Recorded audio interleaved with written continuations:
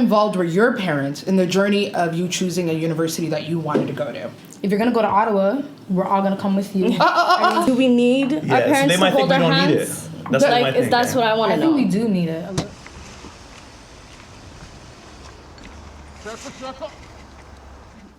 Hey guys, welcome back to another episode of Sheeko Sheeko. I am your host, Queen Book. I hope you guys like my curls today. The other day it was up in a ponytail, so I put it down. We are back with another episode, and this is a little different. We're going to be exploring the life of a Somali university student. So I have some new faces, some old faces, and I say old because your nickname is Abba. Why do I always crack on you? It's because I love you. Let's do introductions, guys. I'm Queen Book, and let's start off from the end. Please introduce yourself and let us know what you do and how many years you've been in it. Okay, so my name is Muhyiddin. Been on the show before. Yes. Welcome back, by the way. Great to be back. So I'm a postgrad student. I'm doing political science and with a focus in security studies. Ooh. Yeah, so it's my first year doing this. Okay. Just came back after a year, and yeah. Yeah, congratulations. Inshallah. You had some there was a lot of good feedback in terms of you as a panelist. A lot of people liked you. So hopefully you get a lot of good feedback this time around as well. Hopefully. Yeah. Slide in his DMs. Please don't. No. Don't do that. Never mind. I take it back. ATL, welcome back. I love how we put him on the spot too. How you introduce yourself? Everybody knows you, but just give them. My name's ATL. Yeah. A tall legend. Okay. I'm in public health. I'm in my 4th year. All right. I'm thinking about getting my certificate next year after I graduate, inshallah. Inshallah. Other than that, it's my final year, final semester, final stretch. You could do it. Hopefully, Yeah. Don't take a lot of time off between studying. Trying to work, make that money right away. Oh, good for you. All right. Take me out. All right. Dinner's on you. Hello, new face. Hi, hello. How are you? I'm good. How are you? Thank you for coming on the show, by the way. Thank you so much. Don't be nervous. We are here with love and open arms. Introduce yourself. My name is Faiza. I'm studying social service work with immigrants and refugees at Seneca. And it's my first year, and I'm loving it so far. Thanks. Hello, other new face. Hey. Hi. So what are you taking? So I'm Nina. Nina? Yeah, introduce yourself.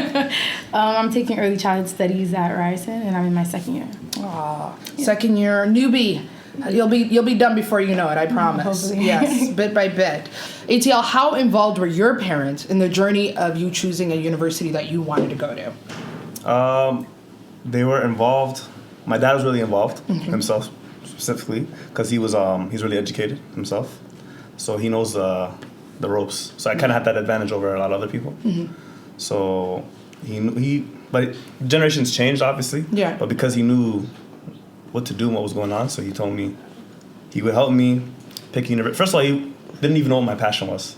So all he wanted to do was say, go to university, go to university. That's it. Until today, he doesn't know, what do you want to do? He has no idea. He has no idea. He's like, yo, you're going to make money. That's all you. Yeah. And I'm like, engineer, lawyer, doctor. You're right. I'm going to make money, inshallah, Yeah, inshallah. So he just said, yo, passion is nice. Your parents want you to do something you love. Yeah. But he looked at me, he's like, what do you really want to do? I'm like, I don't know, something in the entertainment field. He's like, yo, if you get into an accident, you scar your face or your voice box, or then it's like, you're useless, but your brain, if you get educated, so, you make money. That's really all it is. They want you to take care of them. They want you to be able to take care of yourself and your kids in your future, right? Yeah. So they helped me. Are you like a one-off? Like your parents your father was there because you said he went to university in the States. But are Somali parents, just from the general peers that you have and friends, are they very involved? And I'm talking about you watch TV, right? When you watch TV, you whenever the kid's going off to university, like mom and dad take you. No, not that like they'll that. do tours with you. Like, Definitely are Somali parents that involved? Not at all whatsoever. No. From what I've seen, they're not involved like that. Yeah. They don't know what to look for. Yeah. There's more clues than you are. They go to the university, what are they going to do? Yeah, they're just They can't be like, oh, this is a good university. They don't know what they're looking for. They don't know what it's based off of. So I think that most Somali kids their parents are not involved. No. What about, I'll get back right to you, Nina. How are your parents? And also, what are your peers? Talk about. My mom was mostly involved. Okay. But mostly involved in, picking the university. Okay. So I actually got accepted to the university in Ottawa, and I wanted to go there. And since I'm my mom's first daughter, she's like, okay, if you're going to go to Ottawa, we're all going to come with you. Everyone's going to pack their bags. We're going to go to Ottawa. I'm like, okay, hold up. I wanted my own freedom, you know? So that's when I'm like, you know, I put two and two together. I'm like, you know, Ryerson sounds reasonable. Yeah. Because I live within, you know, the city. So Yeah. it's whatever. Yeah. So that's the only part where she was really involved in. But again, like ATL was saying, like she didn't really know my passion and whatnot. Yeah. But now that I'm in my second year, I actually like I opened up with her and I showed her like, you know, I want to become a teacher. Like this program that I'm in is just a stepping stone for me. Yeah. And yeah, so. Wow, that's nice. It's funny. We'll talk about that going to school out of the city or out of the country. We'll The situation that they're in. I'm sorry. They just wanna. All they know is, this is what I know will make my kids successful, and I don't want them to be living the life I'm living. Not that I don't want to knock their life. No, I survival mode. Like, you know, Yeah. they're fresh. You know, they just came. So Yeah. their involvement in their mind is, as long as I got him to university and he's sitting in the classroom, then I've done my job. 100%. I was gonna say basically with what he was saying that parents usually want you to kind of fend for your own at that point. So you're going to university, pick up the bags, you know, pick up your own slack. I don't have time for you. I have other kids, or I have my own things to worry about, because at the end of the day, they still are in survival mode, but at the same time, they are still surviving. Yes. Just because you are off with your education and you are building yourself a career doesn't mean that they don't stop living, and they are going to take that hope of you surviving, like you graduating and you picking up yourself or your own career as like a guarantee for their retirement.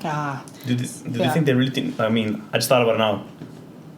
They might not think they need to help, because you know that mentality they always tell you, when I was your age. Yeah. So when you're 18, 19, do they think that they have to hold your hand to the university? That's what they might think. But then again, people in Somalia, people are having kids at 14. You know what I mean? Like literally running households. And I can't cook, you know, for the life of me. You know what I mean? Yeah, but I want to know, do we need our parents to hold our hands? That's what I think. That's what I want to know. I think we do need it a little, like. Well, we know we need it, but they don't. 19, you're still like. Well, that's the reality of it. But Canadians they might not kick think people out at the age of 18. You are an adult. Pay your bills. Get your own groceries. Do you, boo? Do you? Yeah. Okay. So, Like, but Nina, you think that you parents should be involved in their kids? Well, yeah, like from time to time, like I may need a 1-2 advice, you know, like. Yeah. They'll be there for advice, but it's like, do you need them to know what you're doing at all times? Or do you need them to help you kind of pay your bills? What university or to pick. like, you know, what is it that you want that you need from them? Alhamdulillah, my mom helps me with like paying with my textbooks and whatnot, like alhamdulillah. But sometimes they're like, I don't know. Emotional support. Yeah, basically, like sometimes even though my program is baby food, I'm not gonna lie. I get confused sometimes. Like I get overwhelmed and I just want to sleep. You know. I don't want to think about school. Yeah. Exactly. Yeah. But I don't know. For me, like I need my mom on my side. Oh, I 100% agree with you. Okay, I have another question for her. So basically, do you have younger siblings? Yes, I do. Okay, so when your mom needs to focus on your younger siblings, do you take feelings hurt? Like, are you hurt? Like, no, right? That's what I'm saying. Like, we're old enough to kind of understand what our parents are up to and what they're doing on a daily basis.